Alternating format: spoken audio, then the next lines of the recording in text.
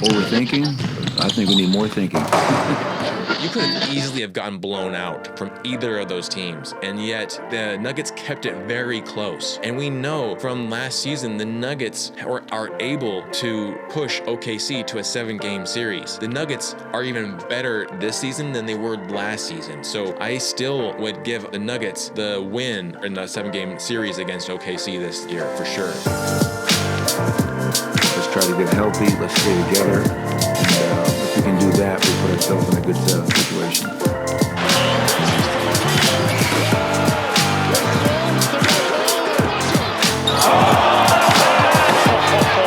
And over the shoulder, no looker. How's it going, everyone, and welcome. I'm CS Chandler here for another take of Nuggets basketball. So we had a little bit of a break. Last time we met up, there was the Nuggets versus Knicks in a unfortunate loss to the Nuggets in double overtime. So Nuggets kind of feeling it, you know. They stayed a couple of nights in New York, probably stayed out longer than they probably should have, knowing young guys. And today they were in Chicago taking on the Chicago Bulls.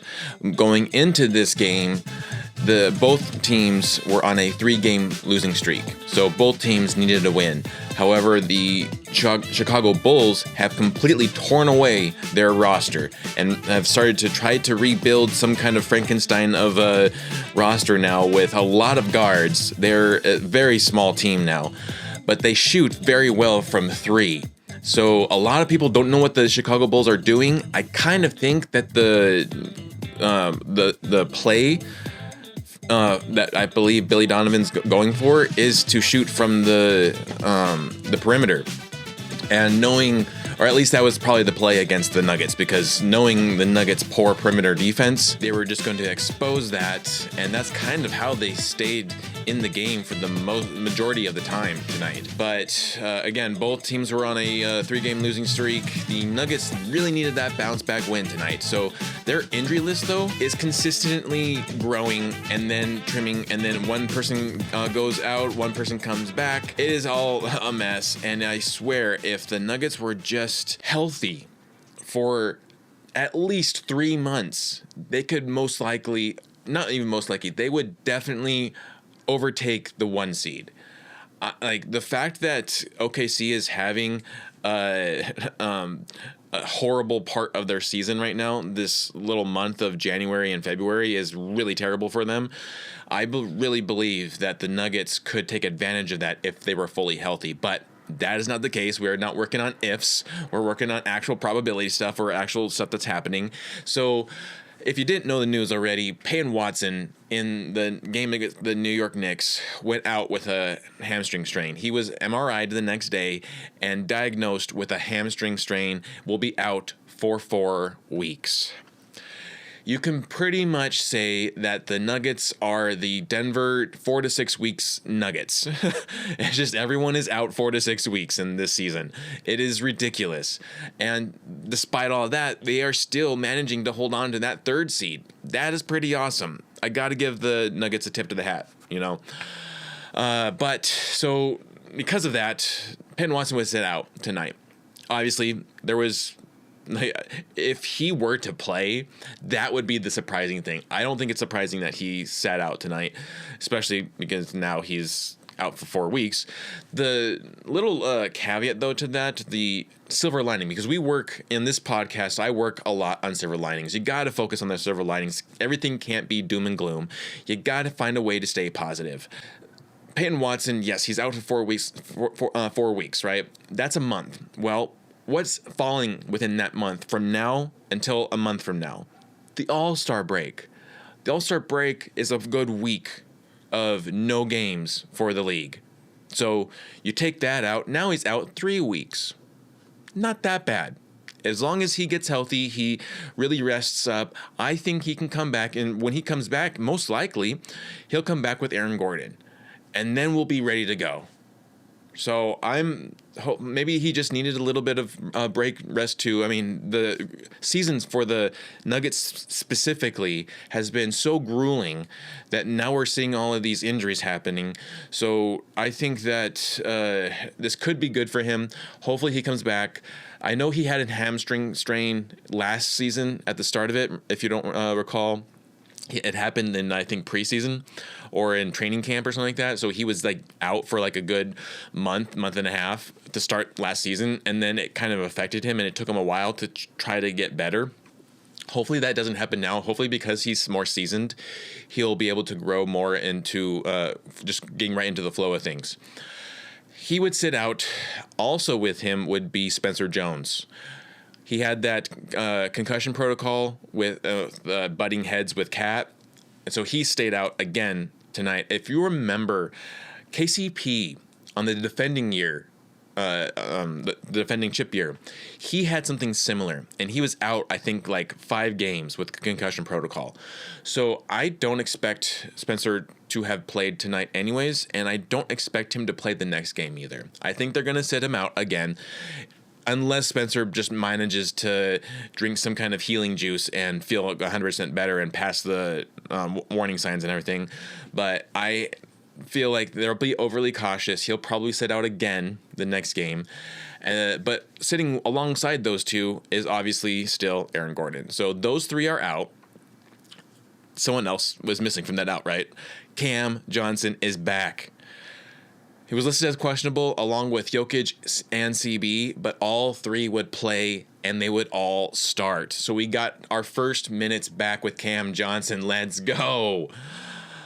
Starting list was Jamal Murray, Christian Brown, Julian Strawther was start. And man, would we get some good minutes from Julian Strawther. We'll get more into that.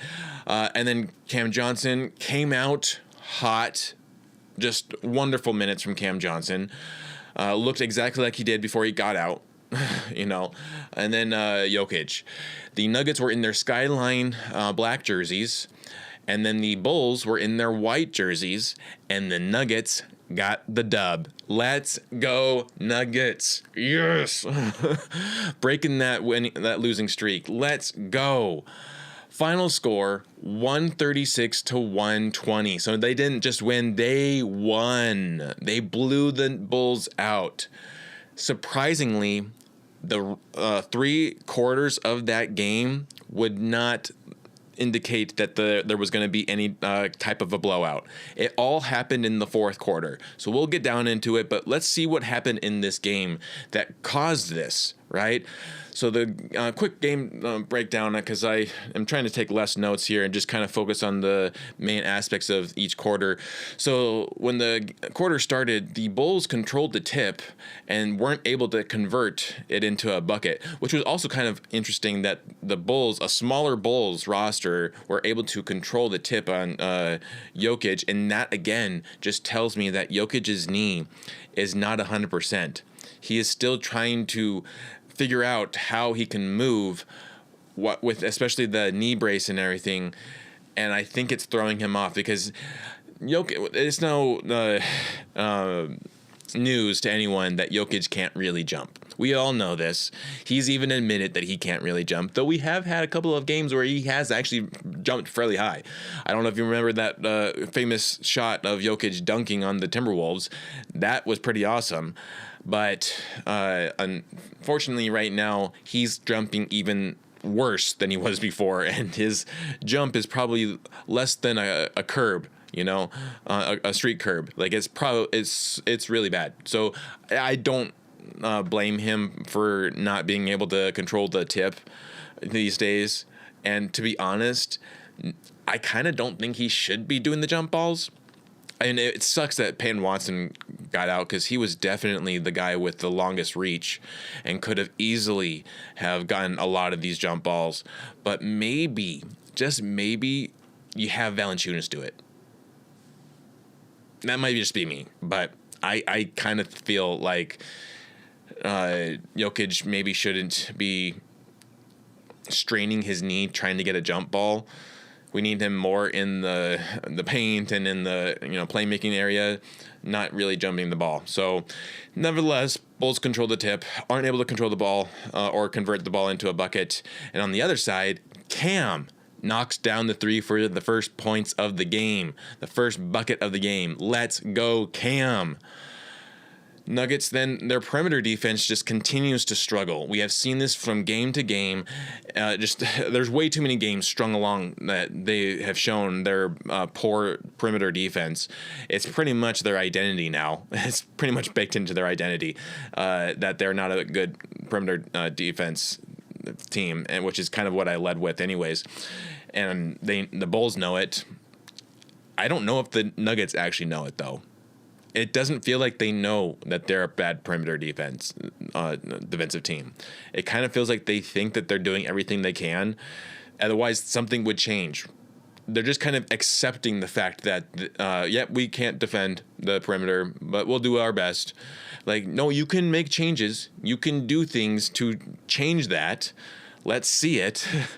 But they are not. And they allowed the Bulls to get back-to-back consecutive threes. So it started off actually after the Bulls missed their first shot, then it kind of went into a shootout, and they were just kind of back and forth making buckets. Luckily, the Bulls have no defense either, and so that allowed the Nuggets to also get buckets, and the Nuggets quickly go up by 7. CB looking much better, at least in the first quarter.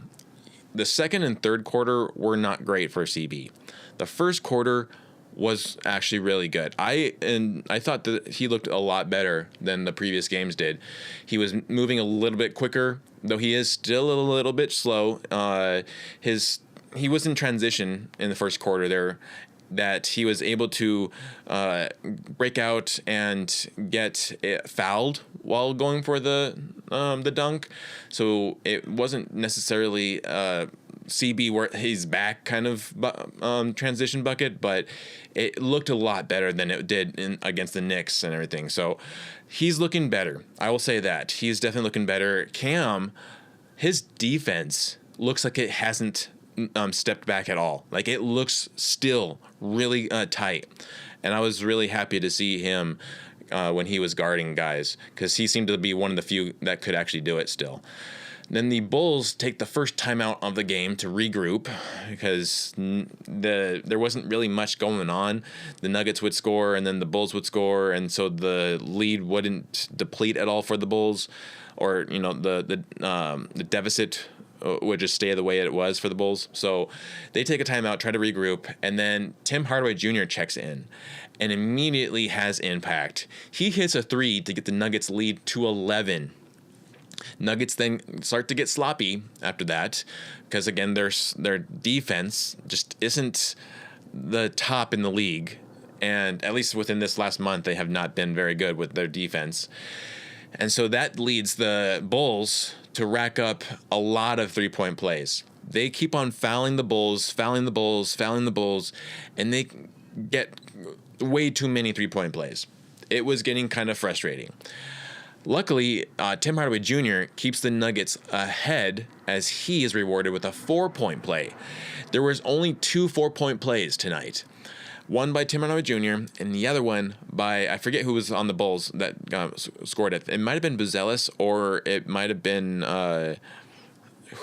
who else was on that? Okoro. It might have been Okoro. Now that I think about it. But those were the 2 4-point plays. Tim Hardaway Jr. was the first one, though. He gets it, continues the Nuggets lead, and the Nuggets outscore the Bulls 39-36.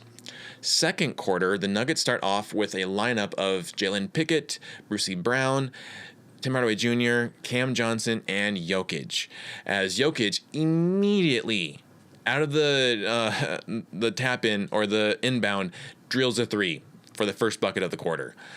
Later, it's changed to a 2, which kind of sucks because his toe was a little bit on the line, which I just think is it's a kind of a catch-22. Like, you hate it when it's your player shooting a bucket, but when it's the other team, you're like, oh, his toe was on the line. Like, So I don't really know how to feel about that. Nuggets then become very slow to defend as the Bulls get their first lead off of a three, and then Tim Hardaway Jr. ties it back up at 46 with a layup. Nuggets then slow to collect the 50-50 ball, essentially poked away by certain defenders and everything, and Tim Hardaway Jr. is able to sink a three to give the Nuggets a 3-point lead again. But the Nuggets, again, struggling to get the 50-50 balls. This is something that we've seen within the last, I want to say, 3 or 4 games, where they have just really been lackadaisical on the court when these plays are happening, because I keep on comparing it to a Spurs or an OKC. Even the Timberwolves are quicker. They react quicker. And so you have these 50-50 balls where a ball is poked out or whatever, and some other player isn't paying attention and could easily go and dive for the ball or whatever, but instead they look at it and they just kind of give up on trying to dive for that ball. And there was one particular play where CB, however, did dive for the ball, and that's what I love about CB. He will get gritty if he has to. A lot of people don't give him credit for that. He will get gritty. He will dive on the floor for the ball. He will risk himself for that ball. And you don't get that. Obviously, you don't get that with Jokic. I feel like has just given up on even attempting to try to get a 50-50 ball anymore. He just kind of, that's where it went. All right. But I think also a little bit of Tim Hardaway Jr. isn't so great at the 50-50 ball, and it might be also because he's a little bit more seasoned of a veteran. A lot of the veterans don't really dive for those 50-50 balls anymore. It's more of the younger guys you got to give it to, and it makes sense. You're also trying to protect your knees and everything, and you want to stay in the season and not go out because you dived for a ball, but it is nice to see CB risking that. And so still, nonetheless, the Nuggets just were really struggling to get those 50-50 balls, allowing the Bulls to sink a three and get the first to 50. Strawther, playing very hard, gets a reverse layup and ties the game at 56. A very sloppy second quarter for the Nuggets. Actually, to be honest, for everyone involved. Every player on the court tonight in the second quarter was very sloppy. You just got almost like there was like butter on the ball because no one could control the ball for a good 5 sequences or whatever of plays. It was ridiculous. It would just keep on going back and forth, ball getting poked out, then it would go. It was like mayhem. But still, nonetheless, the Bulls still took advantage of all of that and outscored the Nuggets 29-20 and took a 65-59 lead into the half. Third quarter, the Nuggets start off with the starters as Jokic gets a quick 2 for the first bucket of the quarter, followed by Jamal for 3, but the Nuggets just aren't able to answer back in defense as the Bulls continue to sink buckets on the other end. Murray then drills a 3 to tie the game at 76 on an 8-0 run by the Nuggets. So they did, this is always a game of runs, and this was definitely that. And the frustrating thing for a lot of Nuggets fans, I believe, is the fact that the Bulls are such an enigma right now. They're just kind of like, what is wrong with them? Or, they're smaller, we're bigger. We should be more aggressive and everything, but we're not, kind of thing. And to see them hang with the Nuggets, I mean, they're 11th seed in the East Conference right now. The Hornets overtook them, right? And so they're sitting 11th in the Eastern Conference. They're pretty much now going to most likely tank, though they are a little bit too high to be able to get anything for tanking. So, and now they're struggling to stay even in the play-in. So they're in a very awkward situation right now. But to see them play this hard, and Adelman was talked about this, that it's most likely because of the refreshed roster that everyone wanted to play hard tonight, and that makes a lot of sense. You might get a little bit more lackadaisical performance from them in the next game or so. But tonight they definitely played hard, and they stayed with the Nuggets. So they were able to, again, control those the chaos with the rebounds and the balls. But the first quarter, the Nuggets did actually controlled the rebounds. Then they kind of lost it for 2 quarters. So then Strawther for 3 gives the Nuggets the lead again. And then Jamal shows a better quarter, racking up 15 in the third quarter. So the third quarter wasn't a disaster by any means. It was a lot better than the second. And you got a lot better minutes with Jamal. It kind of felt like maybe Jamal knew that he was not having a great game so far, and he needed to come out with more energy.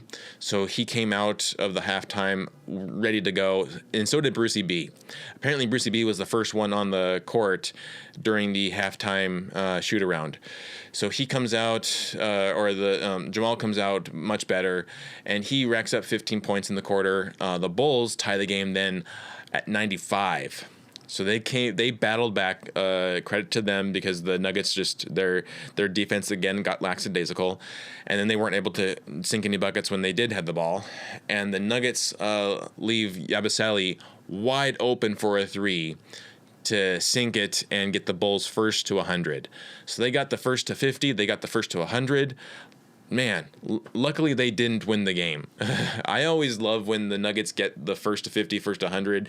They win every quarter and win the game, but that's not every game. And I was hoping for a much more dominant game, like overall, from the Nuggets, but this is kind of what we got. And so both teams tied the third quarter at 38 apiece. Fourth quarter is where everything changed. The Nuggets start off with a lineup of Strawther, Tim Hardaway Jr., Cam Johnson, Brucey B, and Jokic. Adelman decided, you know what? I see Strawther having some good impact. I see Cam Johnson with some good impact. I see Tim Hardaway Jr. with good impact, and Brucey B. Plus, it's Jokic. Let's throw them out just to get a better energy and better vibes for this game. And it worked. The Bulls aren't able to score on the other end. And then Yoke to Bruce gets the cut and layup for the first bucket of the quarter. Bruce then again for 3 gets the Nuggets' first 5 points of the quarter. Cam then ties the game back up at 104. And then we get a great play from Tim and Yoke. The 2-man action between them in the fourth quarter was on. They get the Nuggets a 12-0 run to get the Nuggets a 5-point lead. And then a 3 from Jokic gets the lead up to 8. Followed by a 3 from Strawther, extends it even more to 11. Bruce and Strawther showing some really good minutes in the fourth quarter with really key plays that helped the Nuggets lead pretty much grow and also stay. And so that was just really needed, really, for those bench players to come out, even though Strawther was a starter tonight. And so Murray then goes out of the game. He lands wrong, and we got some word from Adelman that it could have been his hip a little bit. There's some kind of question of whether or not he was faking it to prove a point to the ref. I don't know, but with the Nuggets so beaten up, I just really hope that he's okay, because we really don't need another player out for 4 to 6 weeks, especially Murray when he just got signed to All-Star. He is having the best season of his career. Do not need him to get injured. The last thing that we need is him to get injured. And so then Yoke and the starters, after Murray goes out, Yoke is like, no, we're not done. They blow out the score with the Nuggets and the Bulls and extend the lead to 18. Nuggets outscore the Bulls 39-16 in the fourth quarter, and they even had garbage minutes.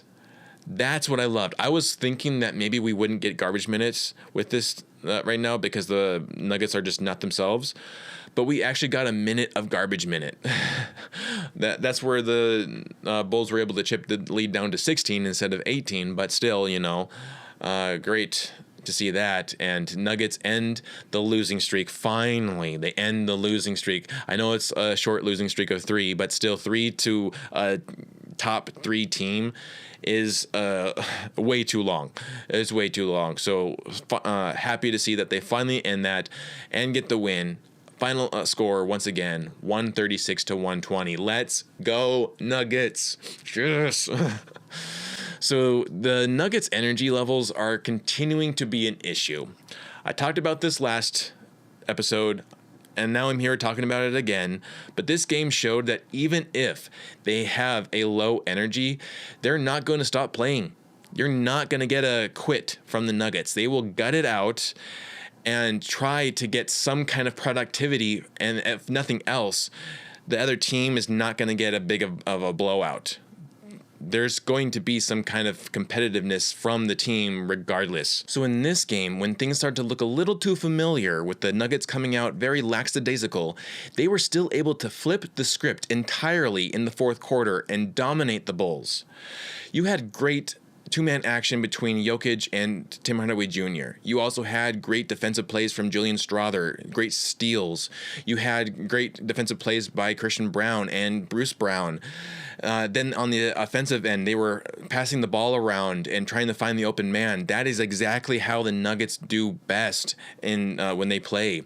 So it was great to see the Nuggets finally start to get into a rhythm in that fourth quarter and come out with such a great ending and blowing the Chicago Bulls out. So there was even sensational bench minutes, including those Bruce Brown minutes, and even Valanciunas, despite the fact that he struggled tonight, was still able to make some impact where it was needed to help the Nuggets with this blowout win.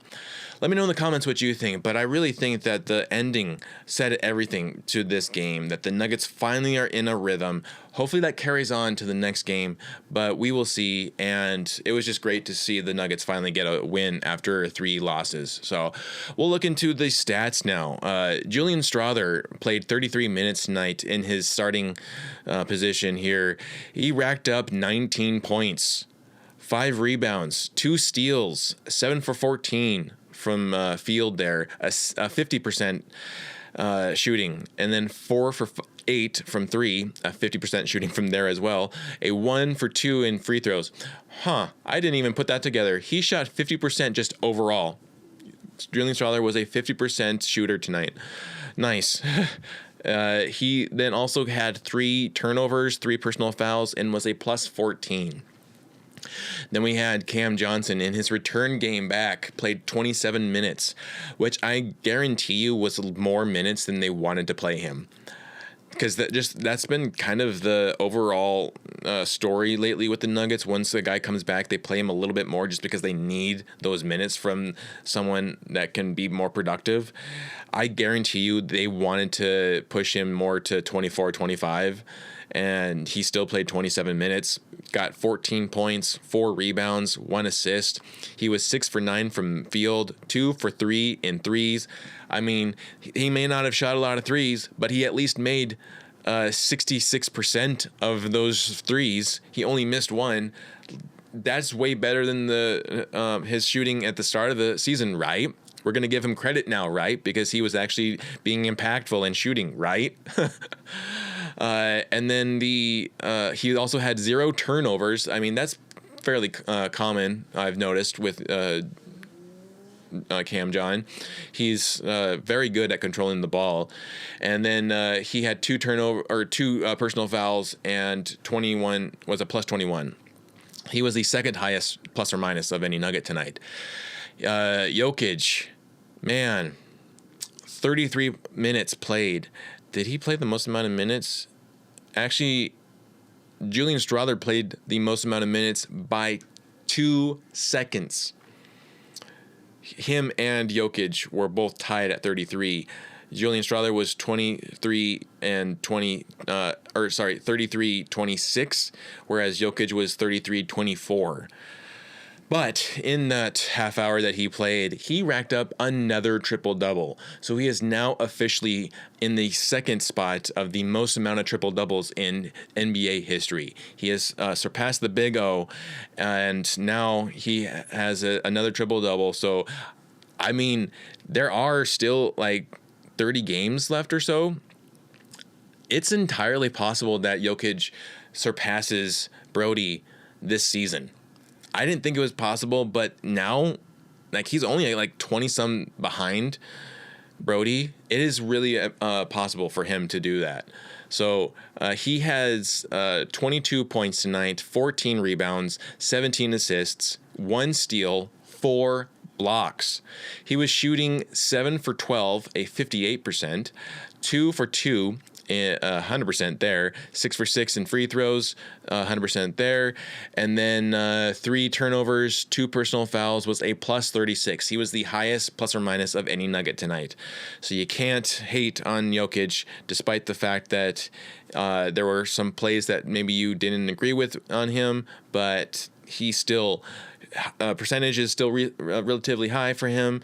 He still racked up a triple-double, got 4 blocks. I mean, he's just banging right now. Christian Brown played 31 minutes tonight, racked up 10 points still. So double digits for CB. Let's go. 4 rebounds, 2 assists, 1 steal, 1 block. You gotta love seeing that, man. 4 for 6 in field goals. 2 for 4 in free throws. He had 1 turnover, 1 personal foul, was a plus 20. And then we had Jamal Murray, blue arrow, before he went out. He played 30 minutes, nearly 31. He racked up a double-double himself. This is now like the 3rd or 4th game where he has racked up a double-double. Like, that is going under the radar right now. You realize that all this Jamal hate, he is still racking up double-doubles. Like, that's crazy. And where he's racking up the double-double is in the assists. So he's finding the open man. That's also awesome. That's something that he's probably learning from Jokic, just to be honest there. So he had 28 points. He is the most, or the highest point shot maker in, was it in the game? Overall game, Jamal Murray made the most amount of points. Second was Jokic. So you got peanut butter jelly there, cooking the team, the Bulls. So he had 28 points, 3 rebounds, 11 assists. He was 11 for 18 from field, 4 for 9 from 3, 2 for 2 in free throws. He had 3 turnovers, 1 personal foul, was a 0. So then Tim Hardaway Jr. on the bench, I just wanted to shout at him out because, again, I cannot say enough good stuff about Timmy. I'm so glad that he is on the squad. He played 28 minutes tonight, racked up 23 points, 3 rebounds, 1 assist. He was 6 for 11 in field, 3 for 8 in 3, 8 for 12 in free throws. So not his best free throw night. He's usually really good at that. He had 1 turnover, 1 personal foul, and was a plus 9. There was a point where he was in the negative. He then, in the 4th quarter, was able to boost that up to being a plus 9. And then Bruce Brown, shout him out because he had awesome impact on the game, especially in that 4th quarter.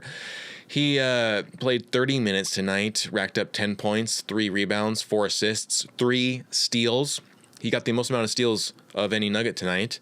He had 1 block, 3 for 5 in field, 1 for 2 in 3, 3 for 4 in free throws. He had 1 turnover, 3 personal fouls, was a plus 8. Let's go, man. We had 8 players tonight in double digits. That's also something to be very proud for or happy about. So you had Valanciunas with 10, Bruce Brown with 10, Tim Hardaway with 23, Jamal Murray 28, Christian Brown with 10, Jokic with 22, Cam Johnson with 14, and Julian Strawther with 19. What more can you ask for, man? Hey, and you even got the win. So things are starting to look up for the Nuggets. Rebounds overall, we had 41 rebounds to their 37, so we out-rebounded them. That's always nice to see. And assists, we had 37. They had 25, so we out-assisted them. We had 7 steals. They had 9, so they outstole us. We had 7 blocks. They had 3. I mean, you're a small team. You're not going to get blocks like the Nuggets are, so that checks out. And then we shot 57% from field. They shot 44%. We shot 48% from 3. They shot 39%. We shot 66% from free throws. They shot 90%. We had 13 turnovers. They had 16. We had 17 personal fouls. They had 24. So, this was a good game to test the Nuggets on 3-point shooting again. Just another game to defend there. But then also, the Bulls typically like to crash the glass. That's kind of how they won the first matchup in Denver, if you remember, back in November, before they were the team they are today, but that's still something that they have continued to play with, is just the high energy, crashing the glass kind of vibes. And despite the fact that they're a smaller team, they're still doing that, and it's still working for them. And then they go into the perimeter area and they shoot, which I would also say that it's really interesting that a team that was led by one of the best players of all time, Michael Jordan, who used to just light it up from in the paint, now has moved to being a perimeter team. It's just kind of how the game has really evolved to being more dominant within three-point shooting. And especially, I think Steph Curry was a big product of that, or component of changing the game to more three-point shooting. You could also say maybe Reggie Miller too, but still, like, a lot of that has shifted, and now we're kind of seeing more of a shift as well back into the paint area. But you still have teams that rely on that three-point shooting. I mean, case in point, too, the Nuggets are one of those teams. We are the best three-point shooting team. Despite the fact it may not always feel like that, we are still a very high percentage efficient three-point shooting team. So the overall standings now because of this. So let's see here. One good thing is that the Rockets, this was like the one time that I'm going to root for the Rockets because they beat OKC tonight or today. So now OKC is on a 2-game losing streak. Love that. Love that. So they are hanging in that fourth realm area. They were a half a game behind us after that win, and luckily the Nuggets won to boost it back up to a game ahead. And so now we're just waiting for Sacramento or San Antonio to go on a little bit of a losing streak here to be able to retake that second seed. But, you know, we're 6 games behind OKC. If things are continuing the way they are, there is a good chance that hopefully maybe OKC loses the 1 seed, and then you probably would get San Antonio. I don't know why I keep on saying Sacramento with San Antonio. There's a lot of Sac and San cities out there in the U.S. But so San Antonio could easily take the 1 seed in the next coming couple weeks even. Like, it's looking really good for San Antonio, not so good for OKC. But then the other thing, too, is that now OKC has the same amount of losses as the Detroit Pistons, which this fact alone makes that loss against Detroit less of a sting. Yes, we should have won against them, 100%. We should have won against them in Ball Arena.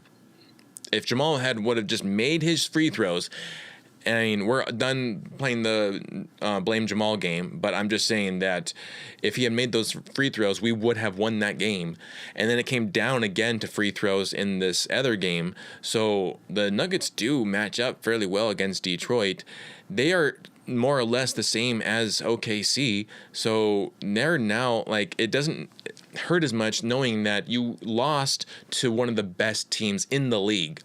It's not even now to Eastern Conference side or Western Conference side. Like, you look at the league standings, and Denver lost to a really good team in the Pistons. There is no shame in losing to any good team.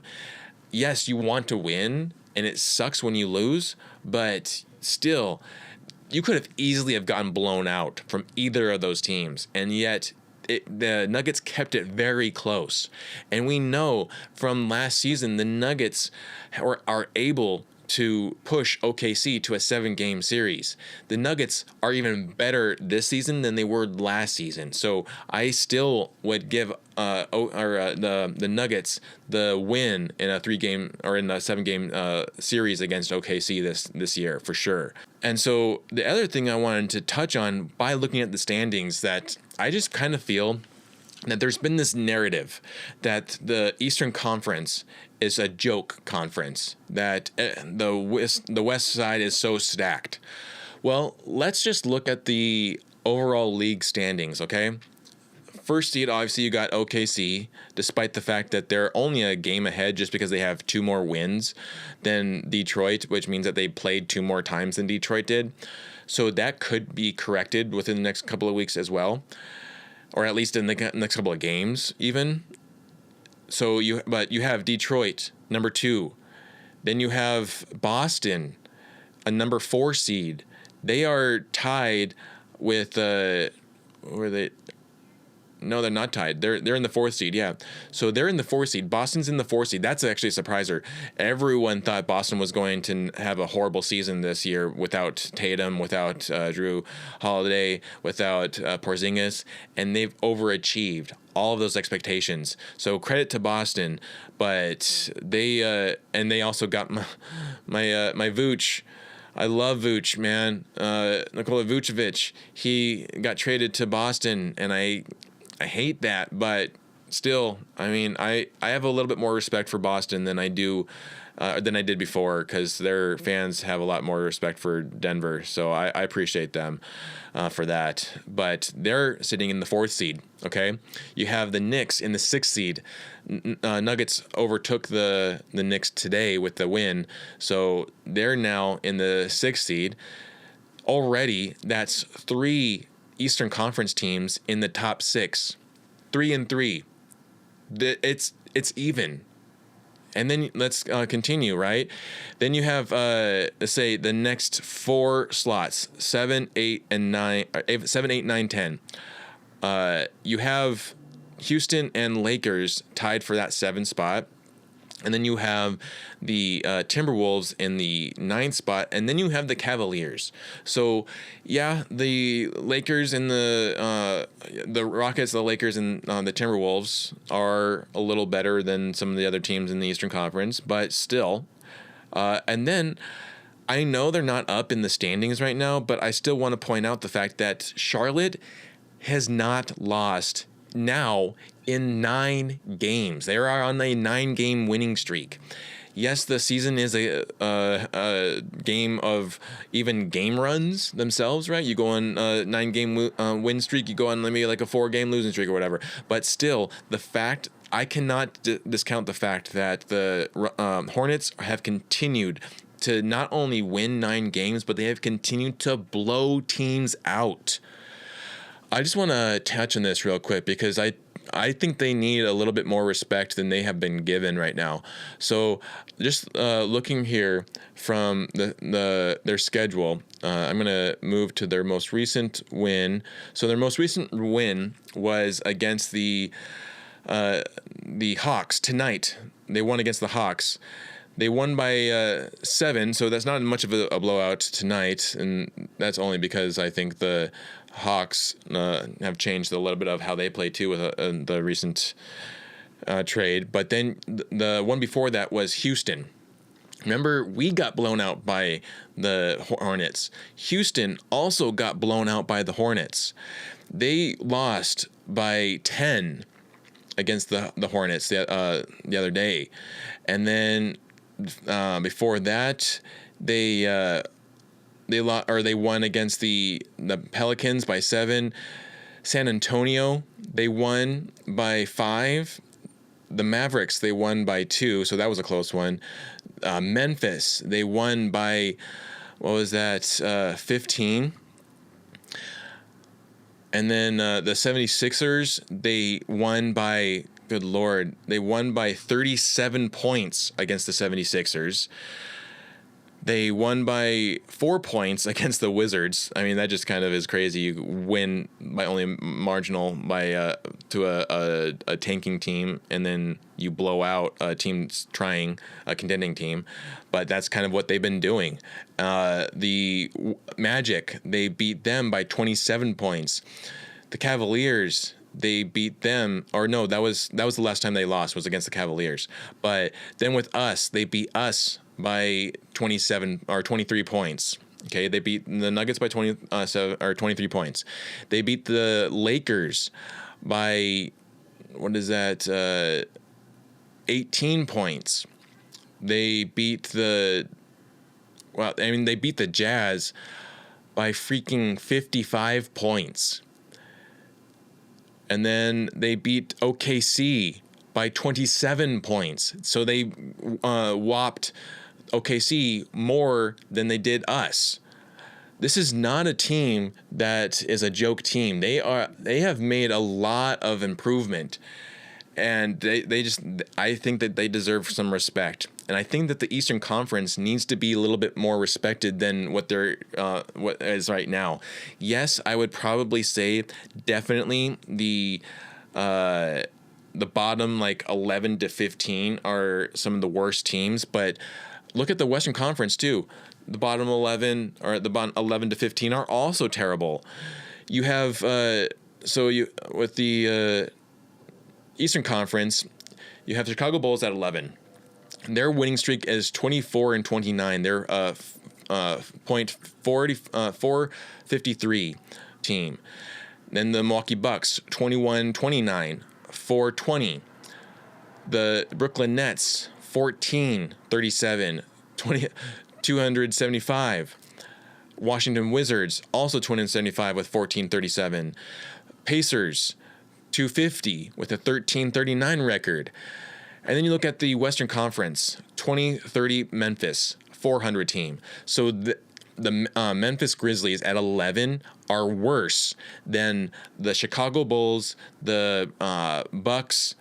That's kind of where they sit in, is right underneath the Bucks, right? And then the Mavericks are on a 1933 winning streak of 365. The Jazz 1637 with a 302 winning percentage. And then the Pelicans 1440, 259, Sacramento 1241, 226. This is just, I really don't think that there's a narrative that needs to be said anymore about the Eastern Conference being weaker than the Western Conference. The stats say otherwise. Teams are blowing other teams out. I think truly that next year the Hornets are going to be the OKC of the East.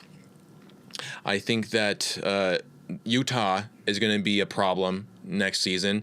I think that Jaren Jackson Jr. adding to their roster is going to be pretty big for them, and that also makes them bigger, and they're going to be more aggressive. I think they're going to be a playoff team next year for sure. And then who was the other big one? I'm actually interested to see more of how Kuminga now on the Atlanta Hawks does there. I'm interested to see how Porzingis on the Warriors does, because also you have, the Warriors have not, or Porzingis has not been very healthy ever since he was even on the Celtics. That last year he was out a lot with injuries and with being sick and everything. Same thing this year. So I don't know if that necessarily helps the Warriors be better having him on there. And then with then you got the Anthony Davis trade to the Wizards to be with Trae Young. And of course, ESPN's going to be ESPN, and they're going to try to make this thing where it really is not really a thing. Because when you look at the history of Anthony Davis, he is just Mr. Glass, essentially. He is the all injury-prone players. The Mavericks fans are acting as if he was always injured on them, like they didn't know that he was already going to come to them already injured. Ask the Lakers fans, he was injured all the time with them too. There is no difference, and so the Mavericks are not special for having a worse version of Anthony Davis. He was the same version that the Lakers had. The Wizards are going to have the same version that the Mavericks had. And then Trae Young is not always healthy himself. So I don't think that team really does as well as they think it's going to do. I think they're still going to be a bottom level team. They probably won't even make the playoffs or the play-in next year. And so the only hope is that they're relying on their younger squad to push a lot further. So we'll see on that, but I don't have a lot of faith in them.